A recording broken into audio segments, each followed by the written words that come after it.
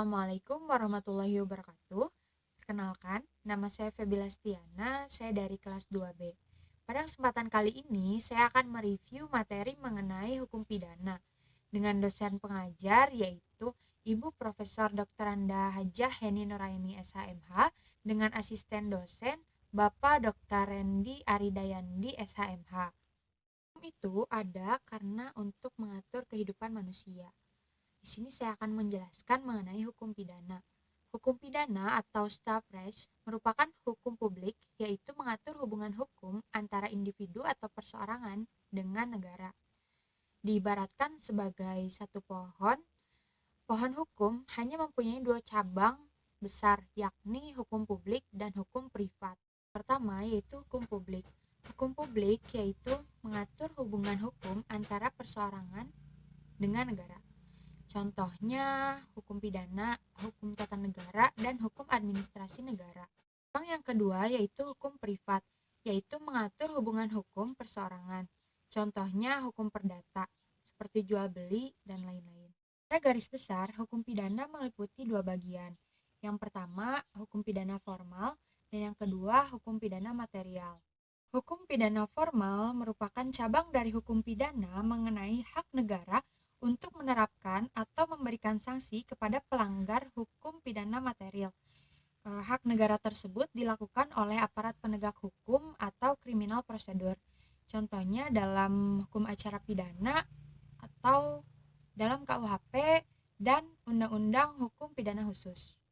Hukum pidana material merupakan bagian dari hukum pidana yang berisi larangan dan keharusan, dan bagi mereka yang melanggarnya akan diberikan sanksi, yang sanksinya akan lebih tajam dari sanksi cabang ilmu hukum lainnya. Menurut Profesor Muljatno, hukum pidana material terbagi menjadi tiga. Yang pertama, perbuatan pidana atau criminal act. Yang kedua, pertanggungjawaban pidana atau criminal responsibility. Yang ketiga, sanksi pidana atau criminal procedure.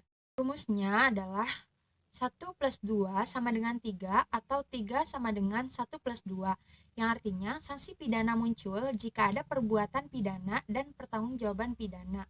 Perbuatan pidana menyangkut asas legalitas atau principle of legality, ataupun nullum delictum nulla pena sine praevena lege penali, yang artinya tidak ada suatu perbuatan dapat dihukum tanpa adanya peraturan yang mengaturnya terlebih dahulu sebelum perbuatan dilakukan pada pasal 1 ayat 1 KUHP.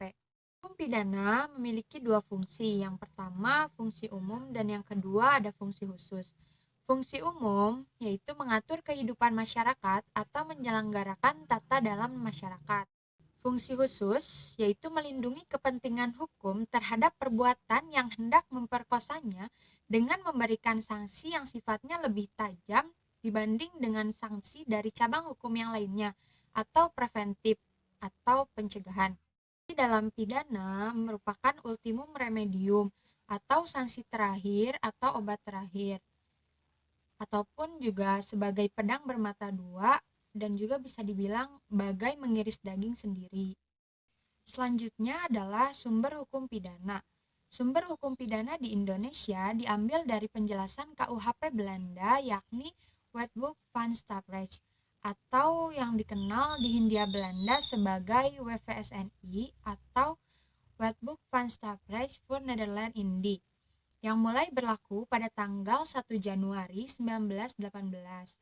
Lalu kemudian diubah ketika Indonesia merdeka pada tahun 1945 menjadi KUHP, Kitab Undang-Undang Hukum Pidana.